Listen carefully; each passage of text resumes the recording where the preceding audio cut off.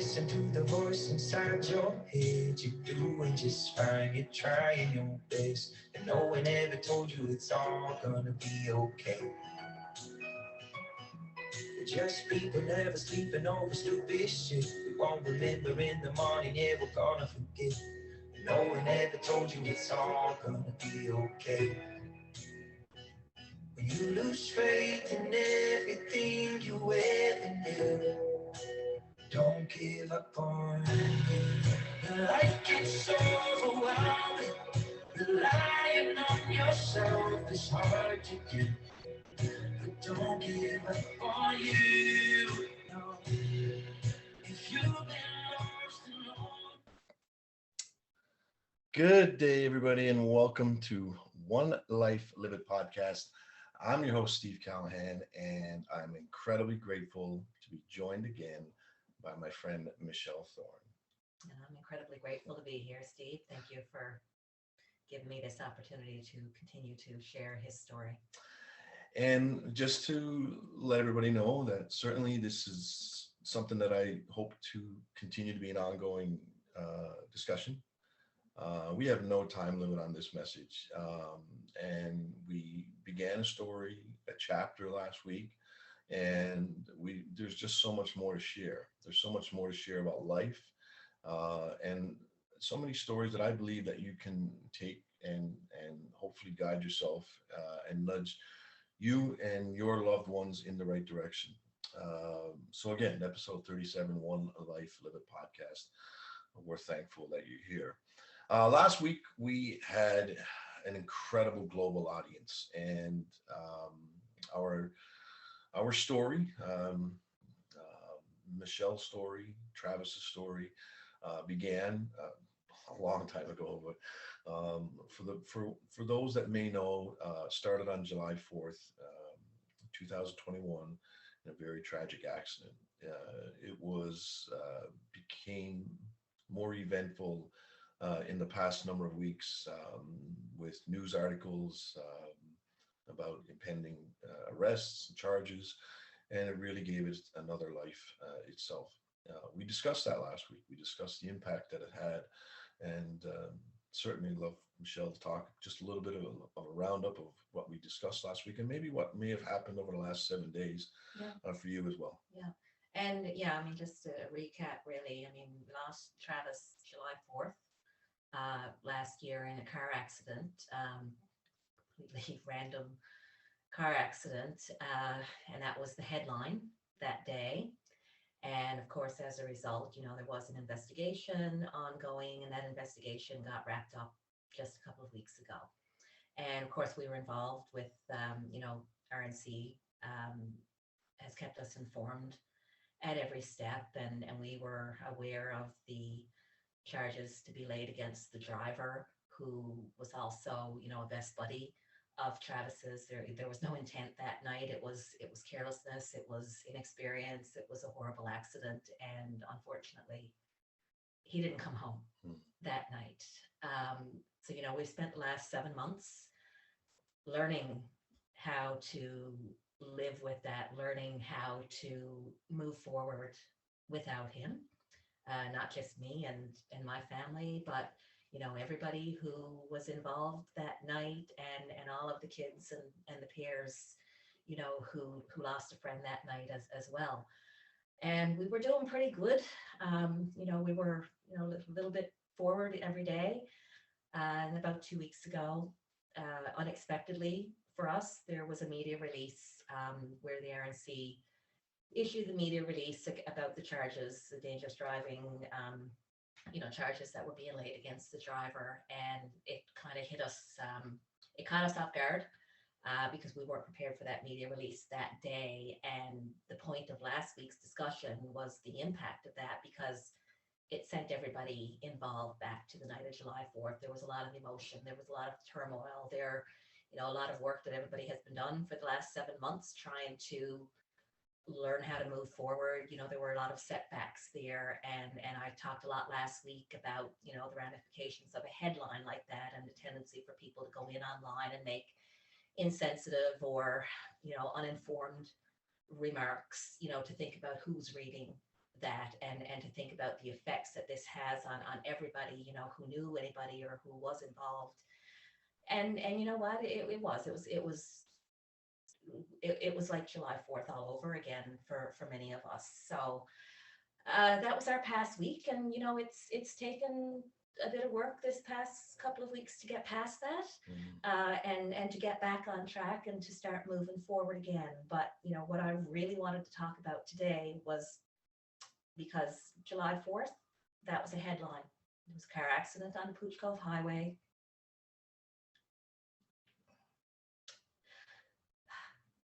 And you know, and a 16-year-old boy,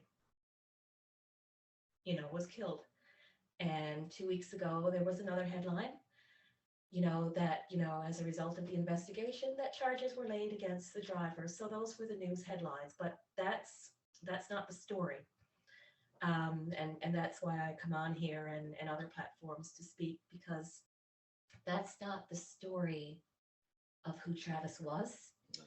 And there's a bigger story, you know, at hand here. And it's a story that goes back to, you know, months prior to July 4th. And it's, you know, it's about who he was and what he was going through, and about the events that he's set in motion, and the reason why we're working so hard today to set up a wellness foundation in his name.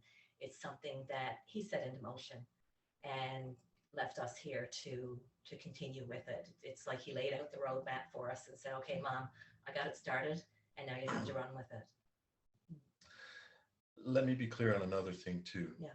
The emotions that have been stirred up with this have also, because the person driving the car was Travis's best friend. Yeah. And another 16-year-old boy, young man. 17. 17. And you had been working together with the family and everybody that involved to move forward together. And that is incredible in itself. I just want to be clear with everybody. July 4th, 2021. We have been living in a world for the past 2 years, dating back to March 18th, 2020, where locally we feel our world has been turned upside down. We feel we've been living in stressful times. We've been asked to do things. We've been asked not to do things.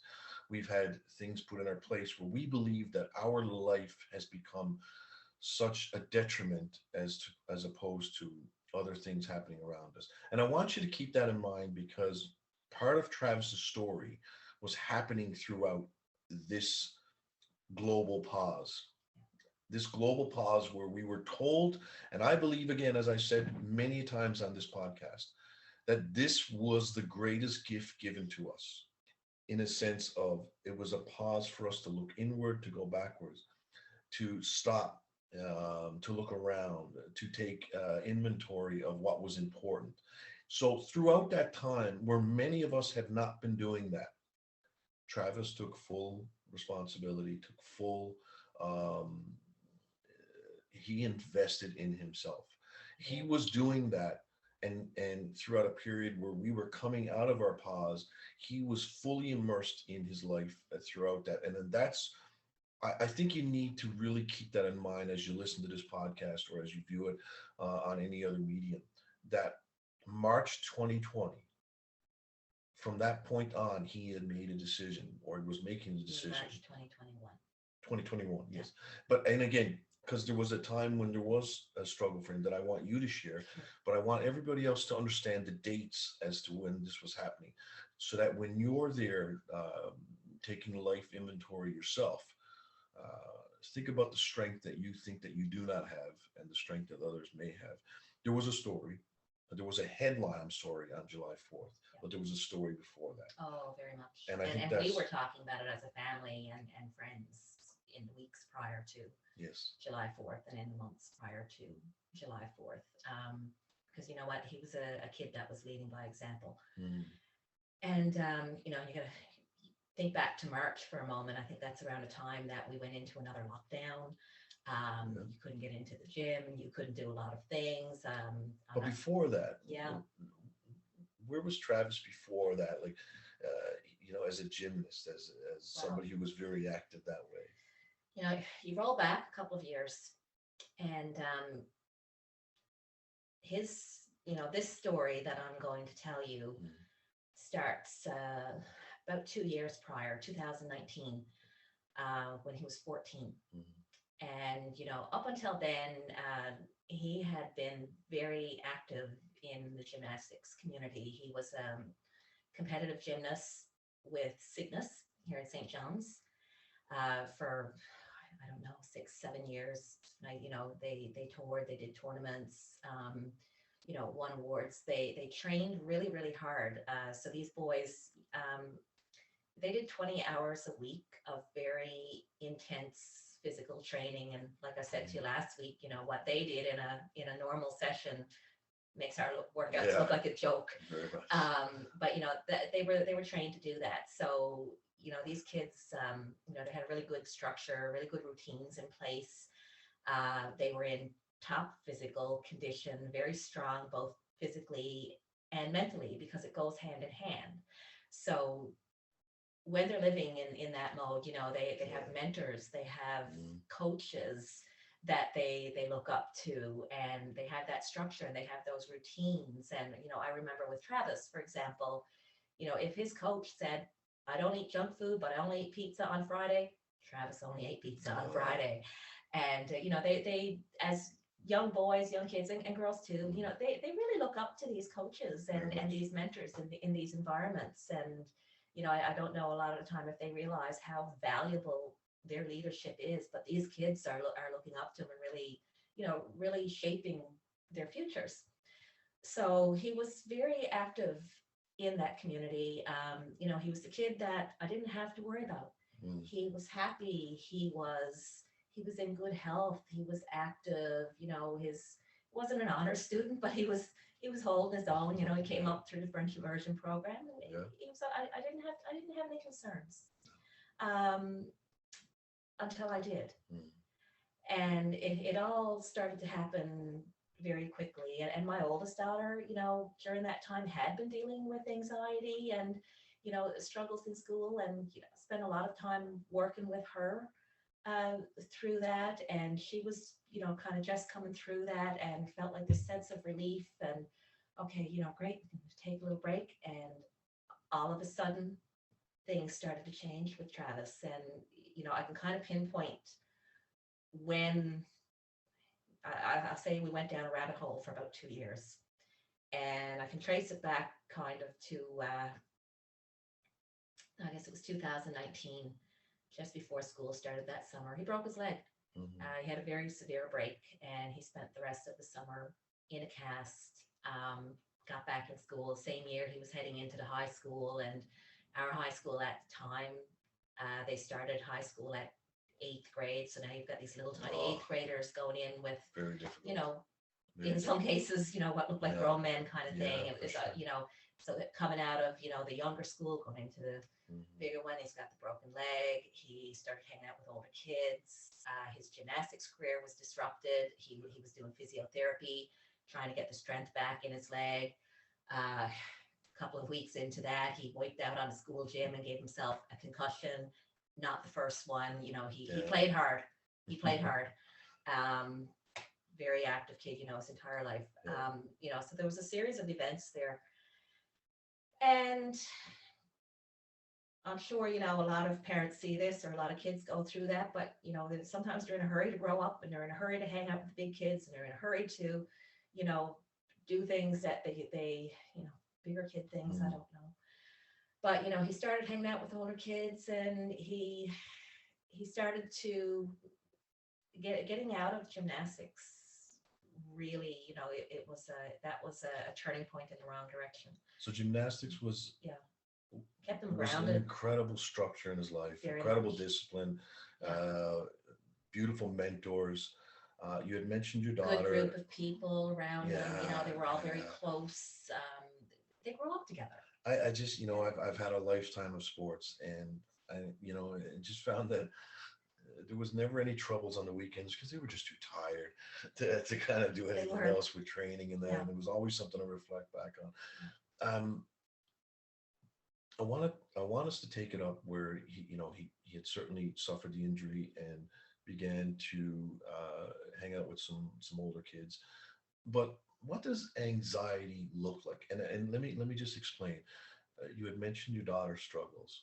I want this to be real, and I know that Travis had experienced some anxieties as well, and certainly within the calendar time of our global pause. I mean, what's it look like? Like I know, like we can. And I People don't think say I there's have one anxiety. answer for Yeah. that. I think it looks different for Mhm. different people.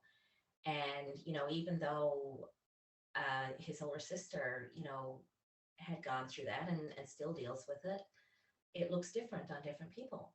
And, to be honest, I didn't see it. Right. I didn't see it. It was a surprise, and I don't know what came first because around that time when heading into high school and the older Mm. kids, he also got exposed to there was vaping, there was Yeah. weed. I know that they experimented with harder drugs, and it was a real rat hole. It was a really scary time, and I don't know what came first. I don't know if the anxiety came first Right. and doing these other things was a way of dealing with that, or is that what created the anxiety? To this day, I don't know. I don't know if I'll ever know because it's everybody's different. It's different on different people. But what I do know is that we had a couple of really scary, hard years. He was, not only was he introduced to that world, and concerningly, uh, it seems to be a little too common. Um, I feel like a lot of kids even at this point are desensitized to a lot of what's readily available to Mm. them, in their high school years because it is so prevalent and so common, and that's scary in itself. But you know what he was dealing with, for during that time, I didn't recognize the anxiety part of it until later because we went through that period where there were drugs and there was weed and there was, I had a child who all of it, child that I never had to worry about, that I had no concerns, well grounded, focused, happy, Mm. mentally strong. All of a sudden he wasn't, and it was a surprise. And I think back to, should I have seen it, or how could I not have seen it? But it was like all of a sudden you got a different kid Yeah. under your roof, and it was scary. Um, so there was a couple of years there where he wasn't talking to us all the time. He wasn't open Yeah. about who he was with or where he was. He was a different kid, and there was a period there where I felt like I had already lost him. Right. I felt like I had already lost him, and I had my nights driving around the city searching for him. And I had my nights sitting outside his bedroom door, listening to him cry or yell, or he had periods where he was angry. He had periods where he was, extremely upset. He wasn't ready to talk to me or to talk to anybody else. I mean, it's not that you're not trying to find them the support or find them the answers, but they have to be ready to, Yes. they have to be ready to seek that help as well and to accept it. Um, so I had my nights sitting outside the bedroom door, listening, trying to, if he wasn't going to talk to me directly, just trying to see what I could hear that could help me find a way to help him. I had my nights, driving around looking for him. I had my mornings where I would tiptoe to his door and put my ear up to the door and listen just to make sure that I could hear him breathe or that I could hear him move, because Yeah. then I knew he made it through another night, because that was a very real fear for me Yeah. back then. I was terrified. I was terrified that one morning he just wasn't going to get up, Right. and I felt helpless. And you know, we called the 1-800 numbers. We talked to the doctor. We talked to counselors. We talked to the schools. Downloaded the apps. Um, I remember. I don't know if it was the Christmas that he was 14 or the Christmas that he was 15, but it got really scary, and I don't know if if it was something that he was on, or I don't know if it was a case of that he hadn't slept in so long that he was just spinning out of control. But it got really scary one night, that Christmas. And we dragged him kicking and screaming to the Janeway. And I begged them to take him in because I felt like he needed to be admitted.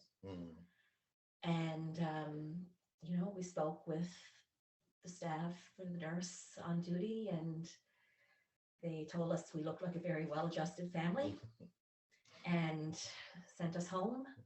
I think the word teenage angst may have been used. Yeah. And I just remember thinking, if this is well-adjusted, you Right. must have some really scary cases. I was terrified. And I felt helpless. And, around that same time, I was on the phone, and I did talk to Central Intake, and I did talk to, the people at the end of the 1-800 numbers, and I did search out drug rehab centers, and I remember I called Hope Valley, and I begged them to take him. I begged, I was ready to put him in the car. I will drive to Grand Falls, wherever it is. Please, admit him and help me get him some help, because I don't know what else to do.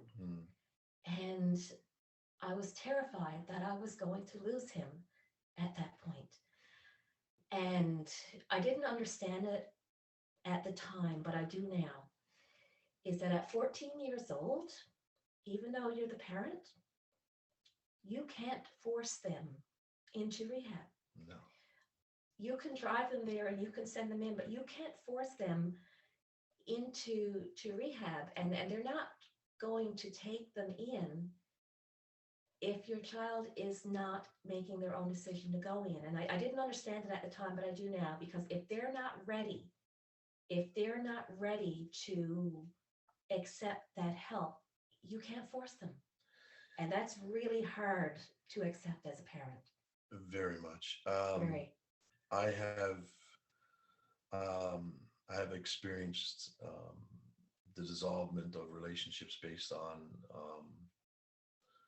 drugs and alcohol, and I have learned so much. And I know that I speak to so many people, and that I have often said that until you become emotionally dissatisfied with the state of being that you are in the moment, you will not make a change. Yes. And you have to make that decision for yourself. You have to get to a point where you no longer love that person that you are right now, but wish to become in love with the person that you used to be, or want to be. And I think that is incredible, because this story doesn't end.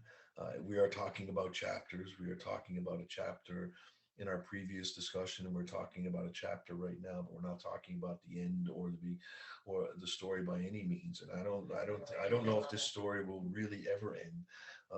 Truthfully, from the energy that has been created. Was there were you aware of a particular drug at that point in time that you were encouraging, help with, or was it just you weren't aware, or was it just a series, that or was it time, the actions? I believe it was mostly marijuana and vaping, but there was one night in particular,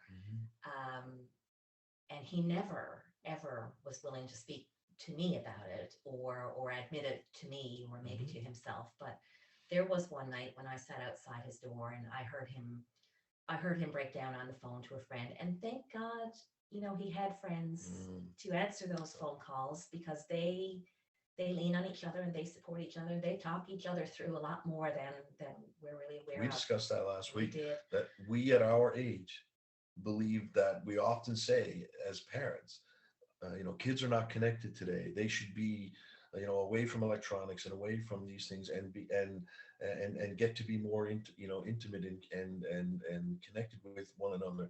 They are more connected than we could ever dream to be. Yeah, they're connected in a different In a way, different way. but they're having some pretty tough, real Yeah. conversations amongst themselves. And and I've learned since that Travis and his friends, they were talking about all of this. Mhm. They were talking about drugs. They were talking about anxiety.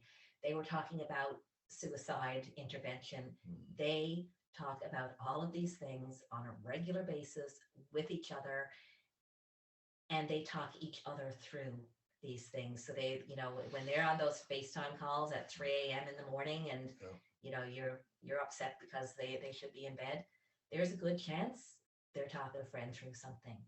Yeah. And I've heard many of these stories since. I've had many messages from kids who say, I was going through something, and he'd stay up and he'd talk with me until I felt better, or he talked me through this or guide me through that. And there's a lot of that going on.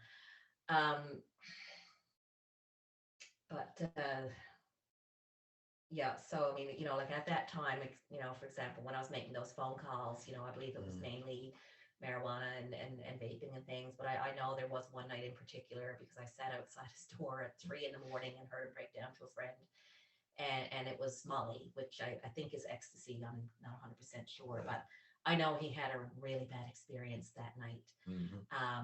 And I know that's one of those nights that I was out driving around looking for him, and I couldn't find him. Mhm. Yeah, I actually, what I did find that night was a police officer who told me to go home and call a number, and we filed a missing persons. And he called me the next morning, and he sounded perfectly fine. Yeah. He was at a buddy's, he was having breakfast, and there was no indication that there was anything wrong.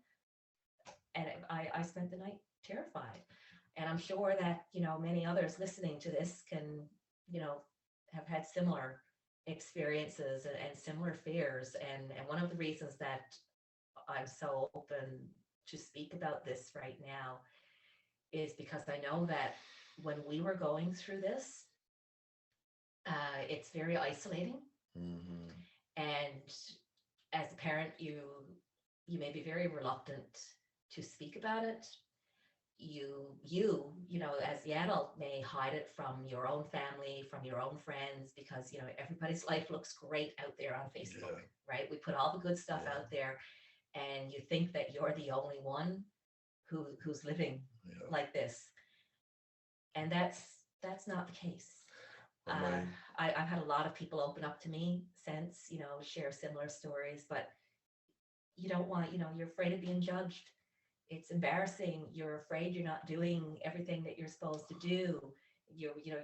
How could this happen, to my family? And, and in the background, you're calling those numbers and you're reaching out, and, you're talking to counselors and therapists and everything else. But at the end of the day, whether it's a child or an adult, if you're going to make a change, if you don't like your life the way it is right now, the only person who can change it is you. You have to make that choice. You have to ask for the help. You have to make that choice, and you have to do the hard work. Nobody can do it for you. You made mention, and one of my favorite quotes is, "If we threw everybody's shit in a pile, including our own, we'd be happy if we pulled ours Oh, yeah, out." totally. And you mentioned the word embarrassed. There is so many times, and we are speaking to so many people today. We're hoping that we are speaking to so many people today globally, that first of all, if you're somebody who's young and maybe contemplating some of these habits, contemplating some of these things to do, please understand that the people that love you, your moms, your dads, your brothers, sisters, grandparents, are constantly thinking about you, constantly. And there is those opportunities to reach out. As you can hear so many times, and I can attest to this as well, the sleepless nights are the worst. you watch it go from dark to light is incredible. I know you can relate to that. I know I can relate to that. Having stayed up so many nights thinking about the person that may be going down that dark road. So if you are somebody thinking that nobody is thinking about you, I can tell you that your loved ones are, and it's okay to reach out in those moments for help. And it's okay to be tough, and it's also okay to be vulnerable. It's also okay to, and that's what we've been vulnerable. You were vulnerable last week, and I think it's one of the most powerful things, and one probably the key moment that allows for healing. I don't think we ever heal, but allows for We healing. learn to live with it. Yeah. It's life is never going to be the same. Mm.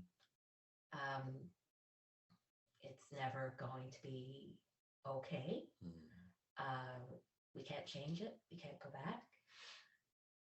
But we've still got a lot of life ahead of us, and we need to learn how to do that. And we need to do it for ourselves, and we need to do it for him, and we need to do it for for everybody else who's still out there. But I mean, again, one of the reasons that I speak is because and I'm going to tell you more about Travis's story in a second. But when you're in that place where everything feels completely helpless, and it's dark, and you think that nobody would care if you don't get up tomorrow. Yeah.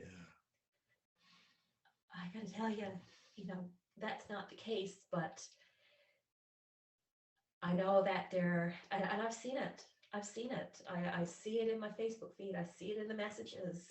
A lot of people are very open with me right now, and I'm glad. And and I won't name any names, but I see that, and that feeling of helplessness, and maybe everybody would be just better off if I wasn't here. That feeling like you're a burden,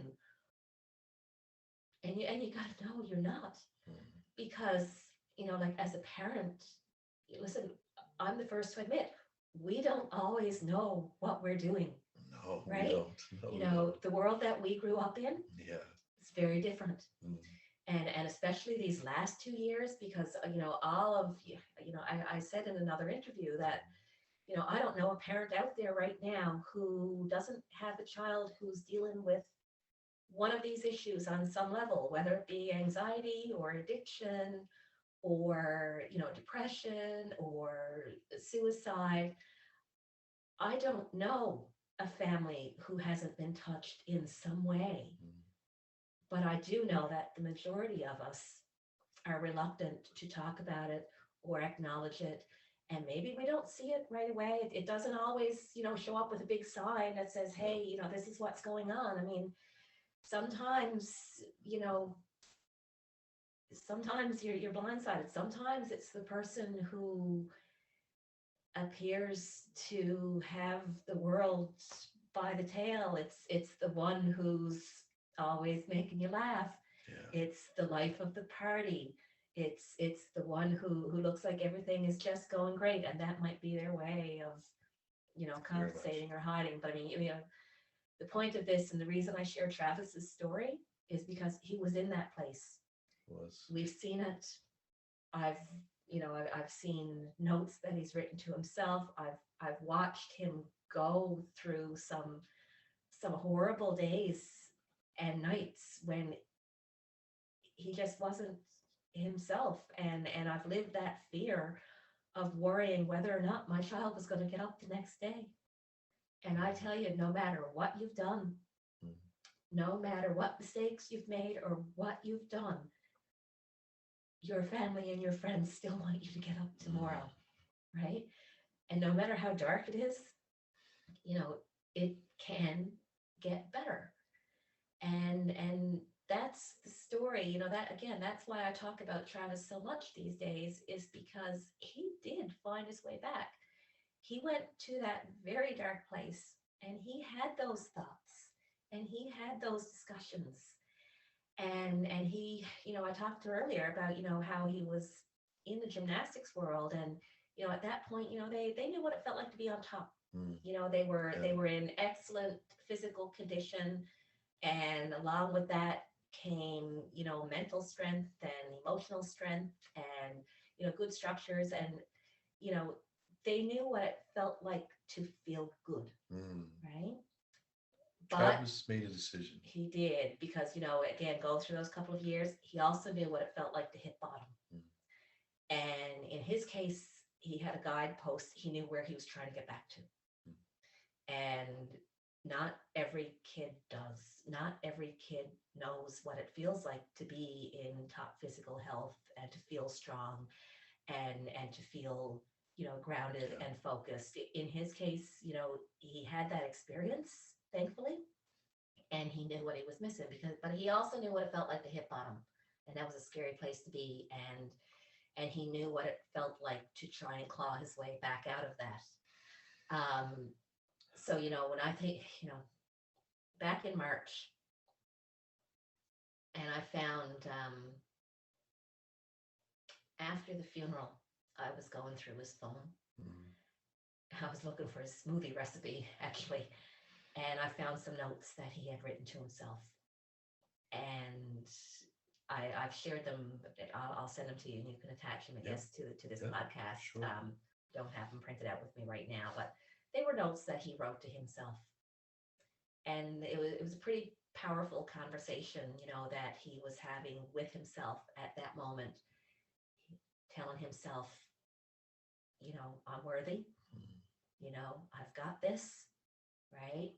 You know, recognizing that even though he had battled with anxiety and addiction, that didn't define who he was, and that he was better than that, and that he was going to, you know, he was going to beat that, and he was going to come back, and he wanted people to be proud of him. He wanted to be proud of himself. He wanted to get better grades. He wanted to get a part-time job. He listed out his goals.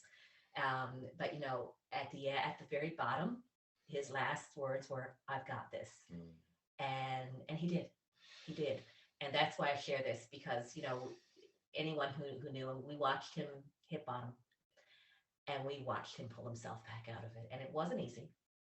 But you know, back around March is when he wrote those notes to himself. And when I think back, you know, that's around the time that he started to open up to me again. That's around the time that he started to ask for help. He was searching for solutions. And we talked about many things. You know, we talked about medication. We talked about therapy. We talked about, he talked about getting back into gymnastics. He wasn't quite ready. He didn't want to go back on a competitive level because that was a really high commitment, but he recognized that he was at his best when he was doing some form of physical activity. So we talked about different ways to get him back into that. You know, maybe he would go to this gymnastics club or that gymnastics club, or, you know, he tried getting a gym membership, but he was on his own, and he wasn't really still getting the guidance and the structure that he needed. We tried a few things, but, you know, that week, he came and he asked if he could try a couple sessions with my personal trainer. So I've been working out with somebody a couple of times a week, you know, just because, you know what, he pushes me harder than I would push myself. That's right. Right. And I have to show up because that must be a hard push. 'Cause I know what you can do. Well, you know, the reality out, you know, the truth is I wouldn't do half what I do if he didn't push me to do it, or if I didn't have to show up at that preset time. So Travis came to me around then and said, you know what, Mom, I think I'd like to try a couple of sessions with your trainer. And that was in March, and that was around the same time we went back into lockdown, and we were doing our gym sessions through Zoom. So, you know, because again, COVID has added an extra layer of complication to everything that we've tried to do for the past 2 years. So he was, you know, ready at that point to get himself back into the gym, but getting back into the gym in March wasn't an option. Zoom didn't really work for him. He needed that, you know, one-on-one, in-person kind of thing. So, you know, we kept the plan was still there, but we had to wait a little bit to get him in. So I can't remember, maybe it was, April, May, I'm not sure, when we were able to get him back in there. But he came to me again and he said, Mom, he said, I definitely want to try a couple sessions with your trainer. So great. That was on a Sunday. And I called and we had him in for 4 o'clock on Monday. And I remember he came out that day and he got in the car and he had a smile on his face. And I had this gut feeling, all along that I could just get him back into the gym environment, because that's where he had been at his best. I mean, that's the best point in his life. He was at his best when he was a kid with a lot of energy. Always had a lot of energy, but he was at his best when he was in some sort of physical activity program, right? Always moving. And he needed the mentorship. He needed the coaches as well. That was the other thing that he was missing, after the broken leg and that downhill spiral, that was missing from his life at that point too. And that was really important. That was a big loss. So got him back into the gym the next day. He got in the car the next day and he's smiling. It was first time I had seen him smile in a very long time, because you remember at this point he was pretty low. His self-confidence was gone. His self-esteem was gone. He was embarrassed by things that he had done. He didn't feel good. He was tired. He didn't feel healthy. It was hard. It was hard to watch. But he got in that car today and he was smiling. He said, Mom, this is exactly what I need. Yeah. And we were having a lot of discussions at that point because he was really searching. He was really searching for solutions. He was really trying to find his way back because, again, he knew what it felt like to be on top and he wanted it back. And at that point, he also recognized that he was the one. He had to make the choice. The only person who was going to be able to do that was him. We could help him, we could provide the tools, we can drive him, we can encourage, but he had to make that decision for himself. So that was a real turning point for him. And we had some discussions around that time because, at that time, he was trying to fix his whole life. He was trying to, he was trying to distance himself from any sort of substance abuse. Yeah. He was trying to get his physical self back on track. His schoolwork, his marks were in the toilet, and he had all this pressure on himself because he felt like he had to get caught up in the next 2 months. He felt like he needed to catch up on basically 2 years of schoolwork in the next 2 months, and he was putting that pressure on himself. He was overwhelmed. Mm-hmm. And at that point in his life, he wasn't sleeping. He didn't sleep because his mind would race when he went to bed at night. His mind would race, and then he'd have to get up and he'd walk, or even have to go that could come from being overwhelmed. Yeah, exactly. It was this vicious spiral. Panic attacks, and again, something that I didn't recognize right away until I saw him in the middle of one, and it was scary, and it was a shock to see. And the first time I witnessed it was the day that they went back to school after being, due to COVID and the online schooling. The first day that they went back to school and they had to wear their mask all day. Yeah. He got overwhelmed. He got overheated. They weren't allowed to take off the mask, and he left the classroom because he had to get out. And that was, and he called me, and he was in the middle of this full-blown panic attack. He was freaking out. He was hyperventilating. He was panicking. He was running out of the school. And I remember I just said to him, I said, get outdoors, take a breath. I'm on my way.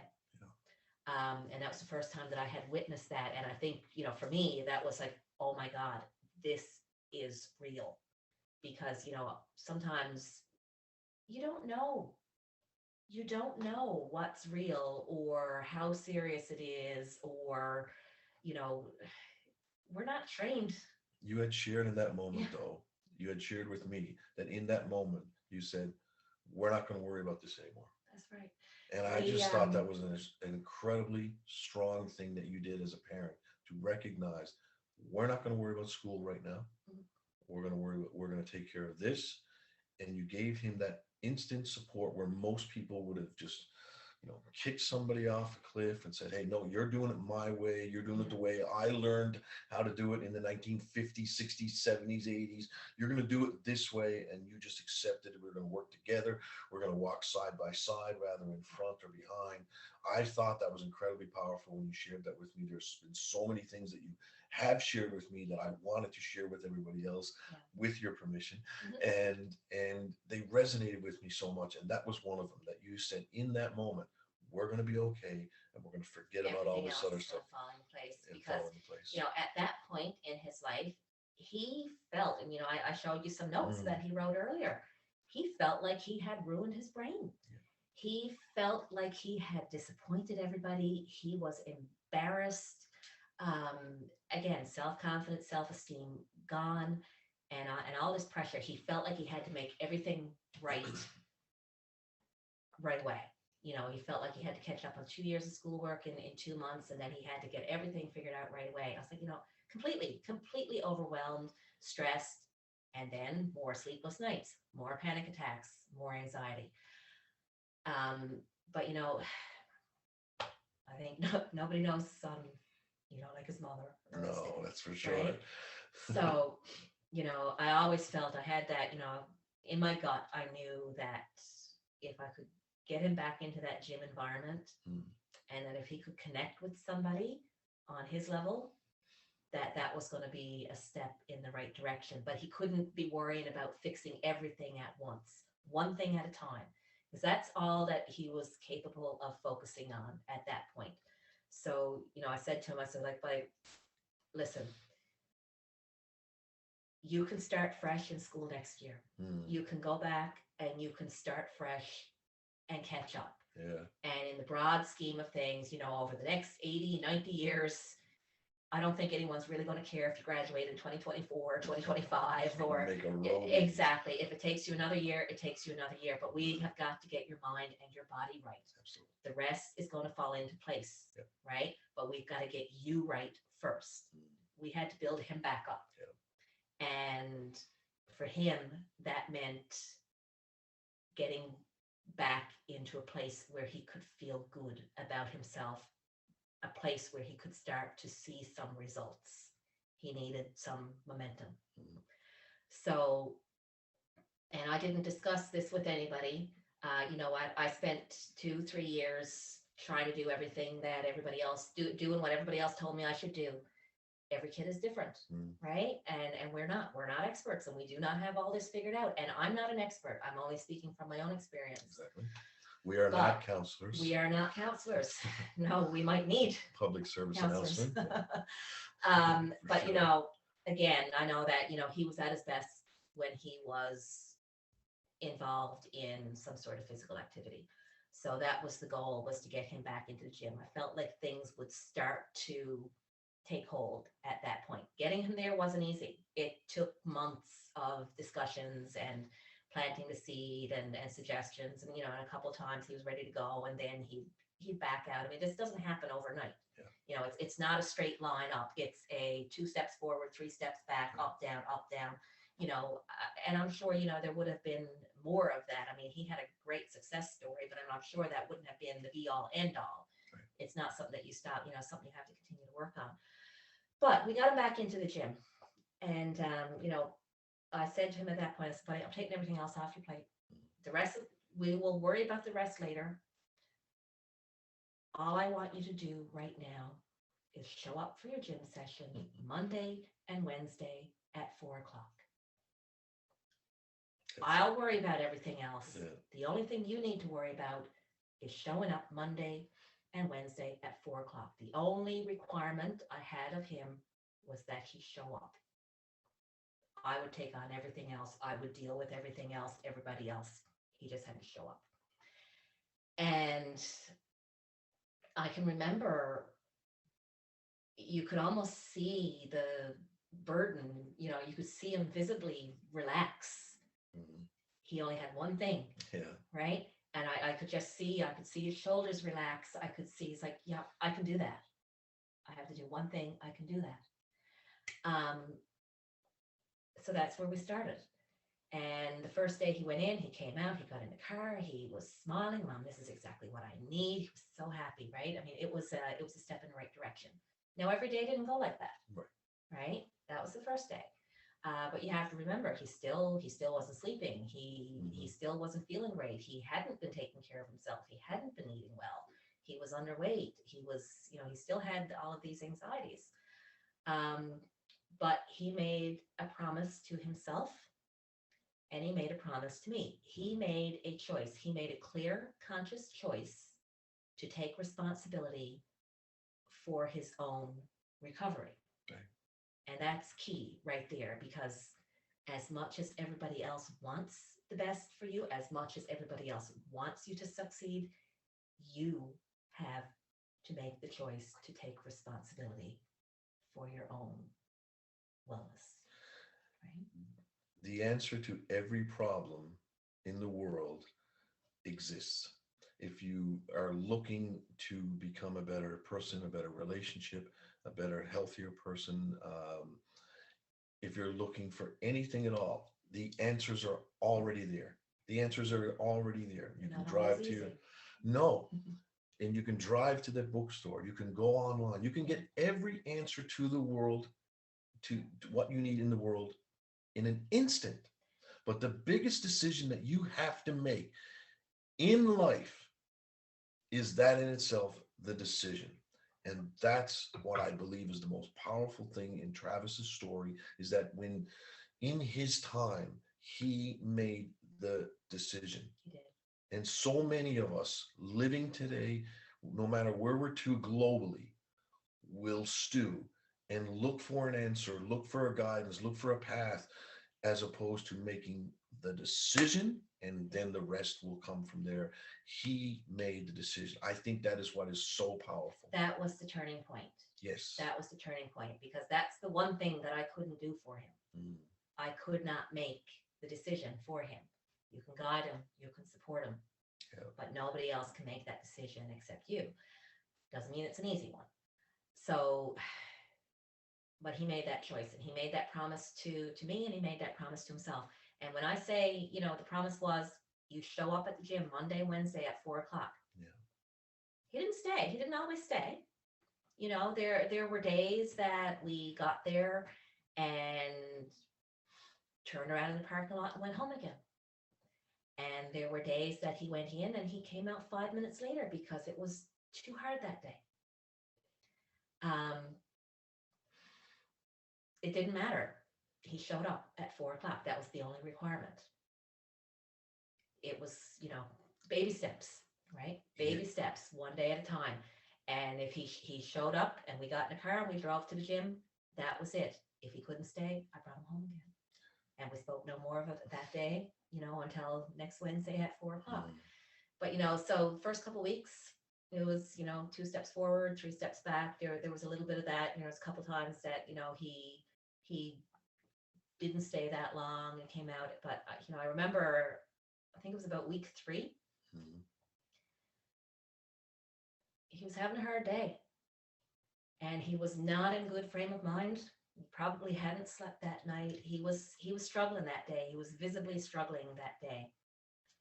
And it took everything he had, every ounce of energy he had, to get himself up, get in the car, and make the trip to the gym that day.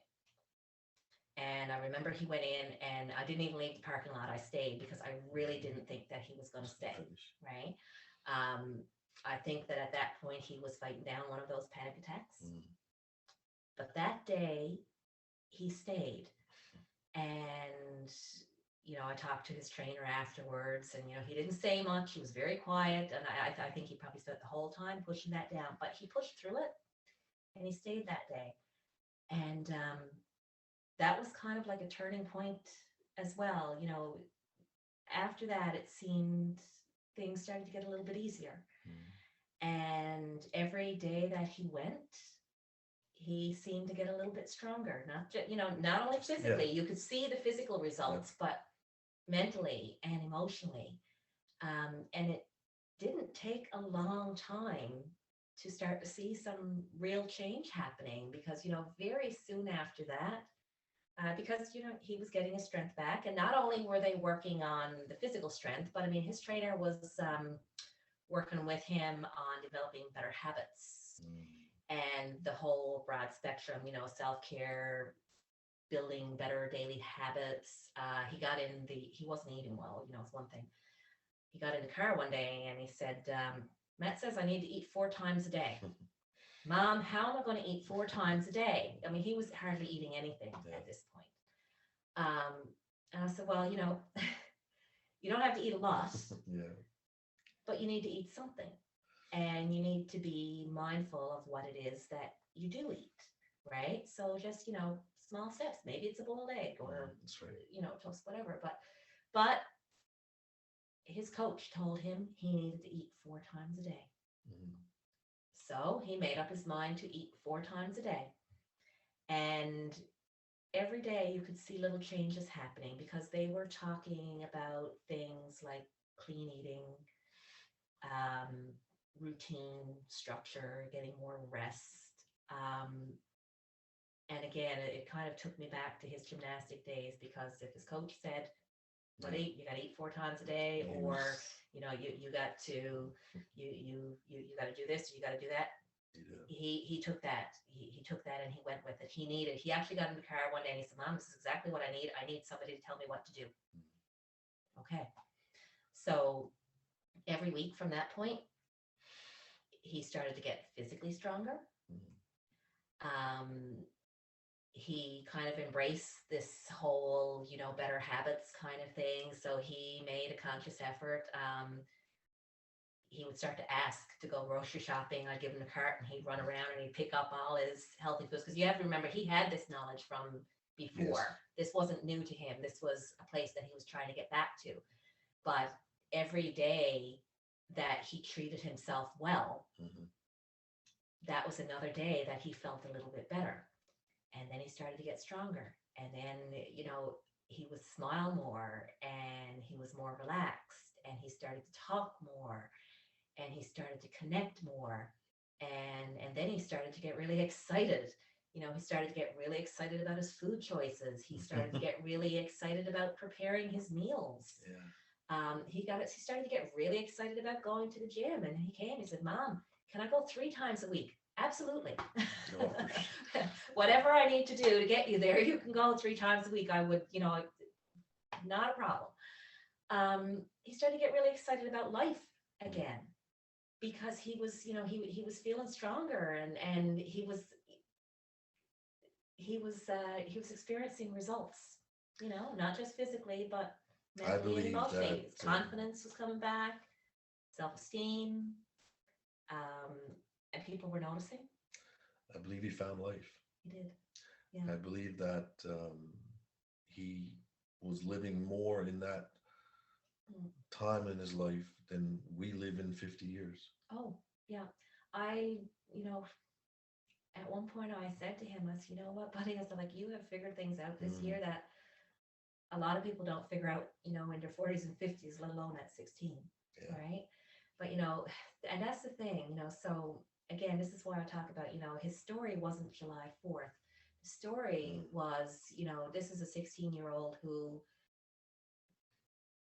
went down a hard road, hit bottom, and he fought his way back, but he made a decision. He made a choice. He wanted his life back, and he made a choice to get it back, right?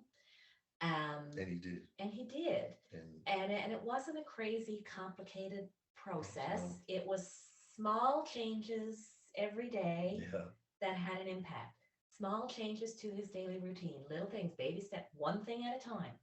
Let's focus on this first. When that starts to get easier, we'll add something else.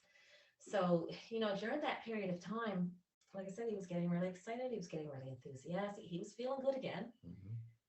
He was connecting with everybody. He was speaking with everybody. He was reaching out to friends that he hadn't spoken to in years. He was reaching out to friends from 4 to 5 years ago that he hadn't been in contact with. He actually contacted his best buddy from first grade, Wow. who had moved out of the province Mm. that Christmas in first grade, and it had been 10 years since they had connected. And out of the blue, 2 weeks before his accident, he reached out to him and they were chatting. He connected with everybody in his life. Everybody's last day with him, everybody had a good last day with him. He had a great day, out with his nan. He had a good night with his pop. The We had haircut. amazing. He He had had a haircut. first time in his life that he was pleased with his haircut, and everything was going well for him. And he was making plans, and he was setting goals, and he was excited about life again. So he was making plans to get his license, making plans to get a part-time job. He was excited about going back to school in the fall and starting over. He says, okay, so if I got to do some courses over, I have to do some courses over. He was okay with that at that point because his confidence was back. Right. And he was feeling good, and he knew that, he could do that and that it was okay. And people were taking notice. And my family and I were talking about it, because the conversations that we were having with him in the weeks prior to his accident were incredible. Like, he was amazing to be around. There was this energy around him and this enthusiasm, and he was happy. And it was like, it was actually, and I use these words prior to July, it was incredible to be around him during that time, because he was feeling so good, and because he had a purpose again, and he had plans again, and he had fought his way out of that dark place. And that's why I share this, because if anybody is out there and they feel like they're there right now, you feel like it's hopeless, and you feel like there's no way out, there's a way out. There is. There is a way out. It's going to take some work. It's going to take some, maybe hard choices, but there is a way out, and there are a lot of people standing by to support you, and encourage you along the way. But you've got to take that first step, and sometimes it's going to be 2 steps forward and 3 steps back. But you know what? If things didn't work out the way you planned today, you get up tomorrow and you try again. Mm. And that's been our motto this past 7 months. Our lives were torn apart. We're never going to get to see him again. And that's really hard to live with. But, I still have 2 daughters. And, we had 2 choices. And one choice was to crumble and let everything fall down around us. And that's not a very attractive option. So we decided that every day we would get up and we would put 1 step forward. And we would keep putting 1 step forward every day until things started to feel easier, a little bit more manageable. It's different. It's always going to be different. But you got to keep taking that 1 step forward. So, with Travis, like I say, the last few months with him were incredible. The conversations we had, and it was as if he was picking up speed, picking up momentum. And, the 2 weeks prior to the accident, he was, it was, we were talking about this before the accident, because it was like he was putting everything into perspective. He was asking question after question. He had so many questions. And it was like anything that he had ever wondered about, or anything that had ever troubled him or tortured him, he was working it all out. He was talking it all out. He was putting things into perspective. He was sorting things out in his mind. He was rekindling past relationships. Like, it was amazing to watch. It was incredible to watch. And that, again, that's why we share it, because if he could do it, well, then so can you, and so can your children. I mean, there is a way back, even when things feel, pretty dark and helpless in the moment. There are brighter days ahead, and he was a true example of that. But, again, he found his way back through physical activity, through self-care, and through building better daily habits. And the night of the accident, we had been out that night, his plans had changed a couple of times earlier in the evening. He was a little bit frustrated because he was supposed to do this and then he was supposed to do that. It didn't work out. I was like, Mom, he said, can we go do something? I said, sure. What do you want to do? I want to go grocery shopping. Okay.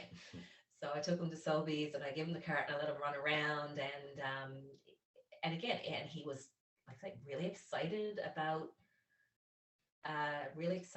his food choices and his meal prep, because at this point he had actually figured out, he knew what foods made him feel good and he knew what foods dragged him down, made him feel blah. And I think we can all relate to that. If you eat crap all week, you're going to feel like crap. Yeah. Seriously, right? Garbage in, garbage out. A couple of days of, eating well, and not just your body, but your mind as well, right? I mean, be careful what you let into both your body and your mind. Yeah. Because if you take in garbage, you're going to feel like garbage. Yeah. Yeah. And he was very in tune with that. And he was talking about that. And it was just fun to watch him run around the grocery store. He came back, he had a watermelon. I swear to God, it was this big. And I said, Travis, you don't need a watermelon that big. Yes, Mom, I do.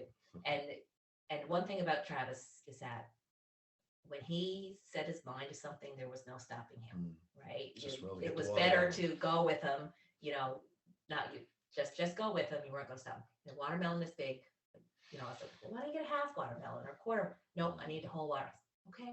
So I'm going home with this massive big watermelon, which he never actually, got a chance to cut into, unfortunately, but it did get used that week, oddly enough. But it was fun to watch him and it was fun to listen to him. And he was so excited about life at this point, so excited, making all kinds of plans. And what I learned afterwards was that he was out there sharing this with his friends. And one of his friends, actually, the driver of the vehicle, said to me, he said, Michelle, he was preaching this to us. He was talking about, because people were saying, Travis is doing really well. What's going on with Travis? Right. Like everything is going his way. And, he's a different, kid kind of thing. He's happy and he's, everything is going right for him. Everything is falling into place for him. And he was out there and he was talking about this and he was preaching this to his friends. And, and again, that's why I share, because there were a lot of conversations that we had in the days and the weeks and the months prior to. And a lot of the words that he spoke to me, it was too important to be just for me. Right. When, afterwards I sat back and, I said, what, this needs to be shared. This wasn't just for me.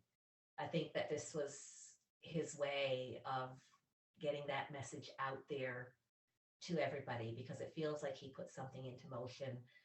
It feels like, he had a purpose, and that his purpose was to, he spent a lot of time on, I don't know, Snapchat, FaceTime, whatever, with his friends, talking them through hard periods in their life. A lot of them, have shared with me afterwards that, he was their go-to, and, he would stay up or, talk them through and hold their hand, whatever they needed.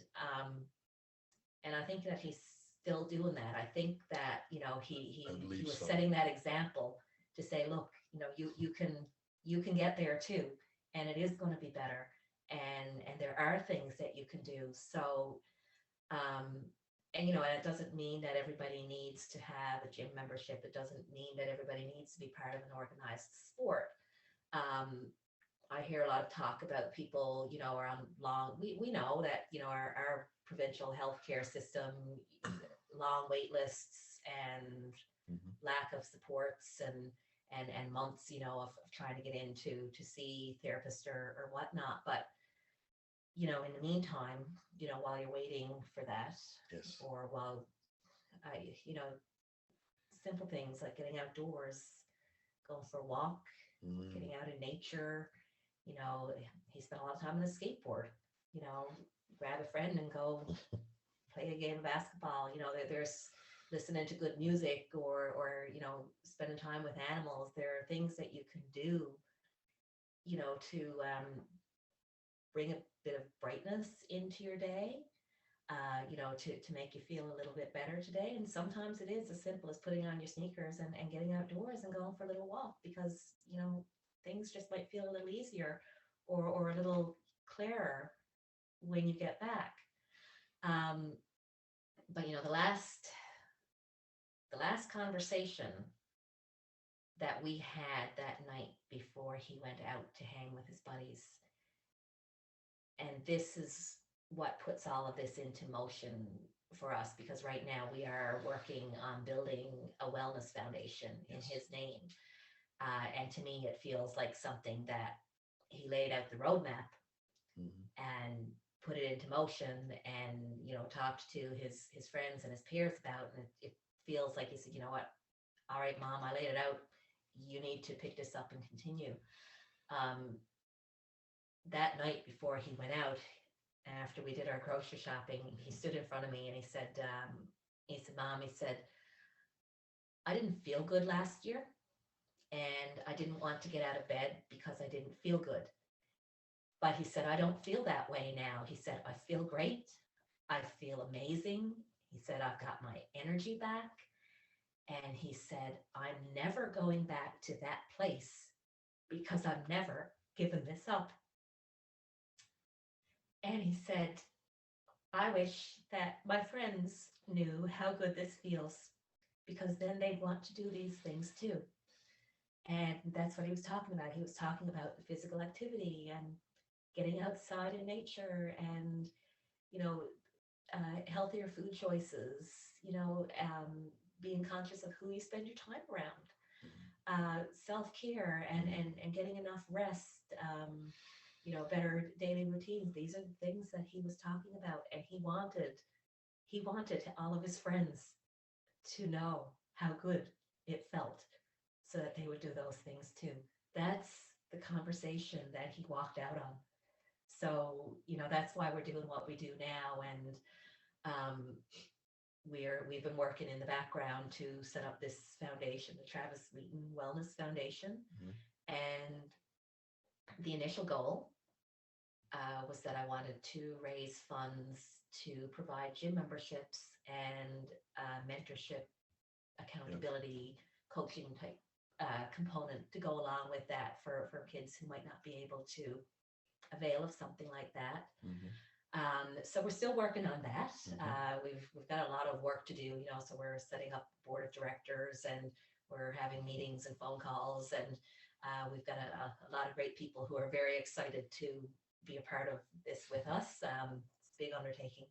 Is there a place people can go? Do you want to donate or anything like that? The GoFundMe is still Okay. active. Yeah, it's at about 20K now. The original that was a two-part fundraiser. One was to raise legal fees for the driver, and the other part was to raise money to create this foundation. So that is still active. And what would be the title for that for anybody wanting to look? Travis Wheaton Legal and Wellness Fund. And my Facebook page is open to everybody, and the whole story has been shared there. So everything that we post has been posted with the hashtag Travis Wheaton Wellness. Yes. And hopefully within the next week or so, that'll have its own page and its own platform. And that we'll be able to still work, like I said, on the organization and the legal entity and all of that kind of thing. We kind of got shot into the limelight last week unexpectedly. We weren't quite ready to go public, but here we are. And after the events of last week or 2 weeks ago, it opened up some other conversations. So it's gone now from wanting to raise money for some gym memberships and an accountability program to we need to address a much larger issue, teenage wellness. We need to talk about things like grief and trauma support, for example, or how do we get, more discussion into schools around developing mental fortitude and, emotional resilience and things like that. So we've realized very quickly after the tremendous response that we've received to some of the other interviews and podcasts that this is something that is needed it's needed quickly, Mhm. and we have a lot of people waiting to see this roll out. So, we're very encouraged by the positive response and the large number of people that have been stepping forward to offer their expertise, from different backgrounds. It's a Well, lot. It's a lot, but it's life. yeah, It's we're not gonna back down. it's it's been incredibly powerful for me to sit next to you over the last two conversations. Of course, I'm being greedy and I don't want these to stop. But I really As long feel as you're willing to let me use your platform, I can talk and talk and talk. well, We're just getting started. we are in We're it, just getting started. and I'm going to touch on that now. But thank you to everybody who has shared and liked and commented on our last conversation. It was the most globally listened to episode at this current time, which shows you where your heart and your passion is too. I do want to say that I have felt in both times an incredible energy. Um, I I know Travis is here. Um, you know, touching his sneakers last week was an incredibly powerful moment for me. I continue to look over and see a beautiful smile that's laid out right there and some pictures. Um, it's an incredible energy that I feel, and I feel that the story needs to continue. We did speak last week about a headline and an event, and today I'm so thankful that we shared an even more powerful story um, that I believe everybody can relate to and resonate with at some level. Um, Life is happening for us, not to us. And I believe it's not what happens to us, but how you react to it that matters. And Travis 100%. has shown us that no matter what cards he was dealt, whether it was a broken leg and subsequently from that, that he took ownership of his life. And in that moment, when we accept that everything that happens to us, good or bad, is our responsibility or fault, then and only then can we embrace or make the changes needed. Otherwise, we need the other people and the world to change, and that's probably not going to happen. We all have our chapters. We've only shared a couple of chapters, and we want to continue to share more with you. And we welcome any comments that you want to leave with us on this moment. It's been asked to me so many times that why is this personal to me? Why is this personal to you? And I get asked that all the time. Why is this personal? Why is uh, this journey for us? And, why do we care so much about this? And why do we work so hard to help other people rise from these moments? Why are we so devoted to this craft, to this journey, to this mission? My answer is a simple one: because this is personal for us. I believe that each of us has an inner hero wishing to see the light of day. I'd run to the end of the earth to protect the insight that though your past may have been harsh, your future can be brilliant. I'd wage a fierce battle for the thought that there are no extra people on the planet, and it's inside each of us and our beating heart lies awe, wonder, and hope that needs never be lost. We live in a troubled world. Yes, there is much to applaud and progress to be grateful for, and not yet mediocrity is infecting the majority, and average is infusing the herd. Take your work personally. Take your good name personally. Take your talent personally. Take your service to others personally. Take your life personally, because we do. Um, it's a tough time of the year for many. Isolation has become prevalent.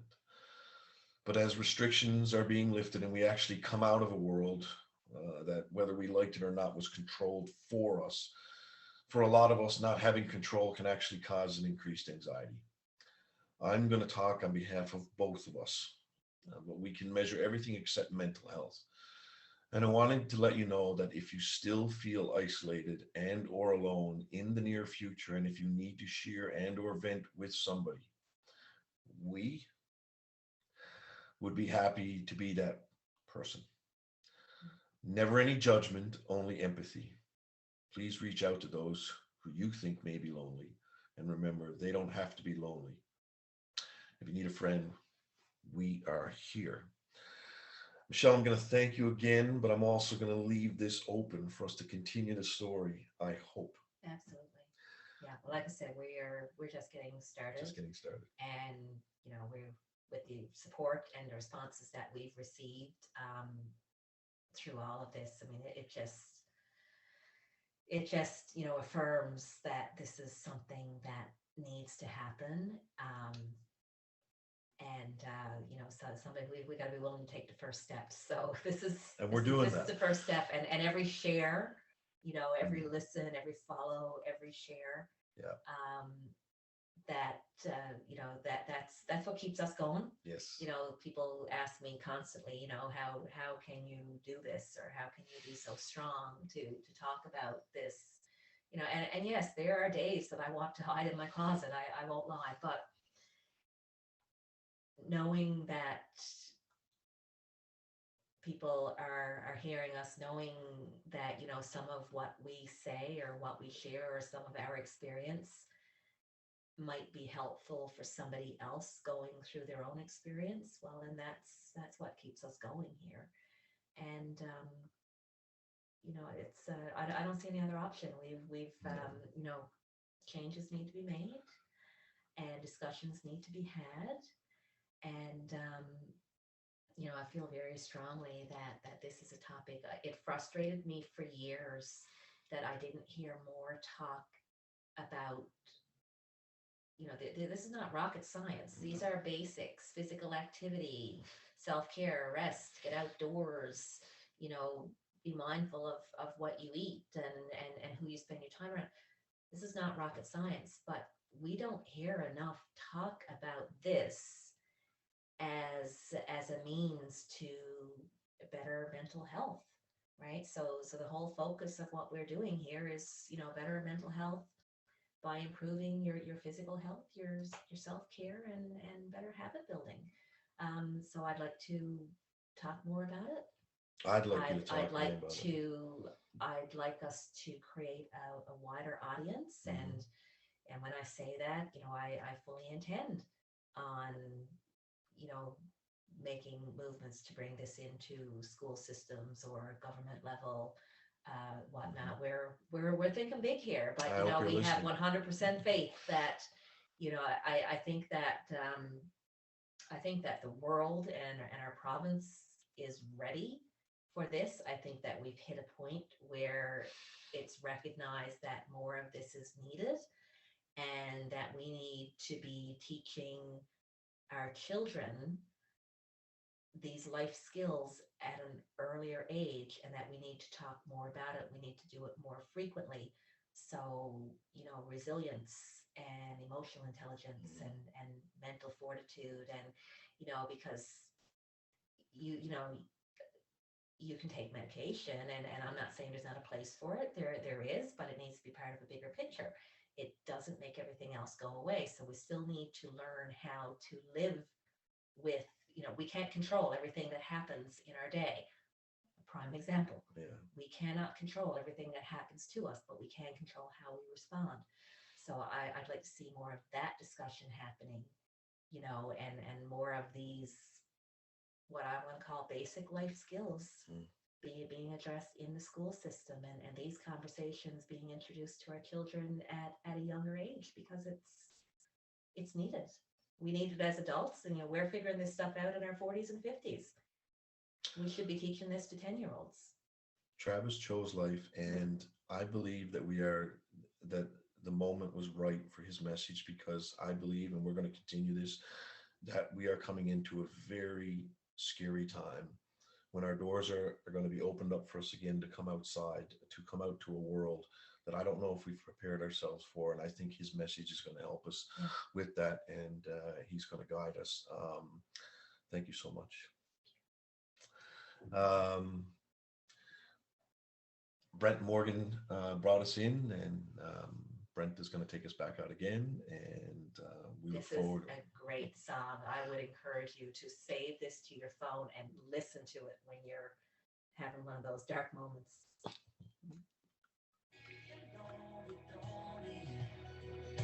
No one left to lose. This the last thing that you do. Don't give up on me.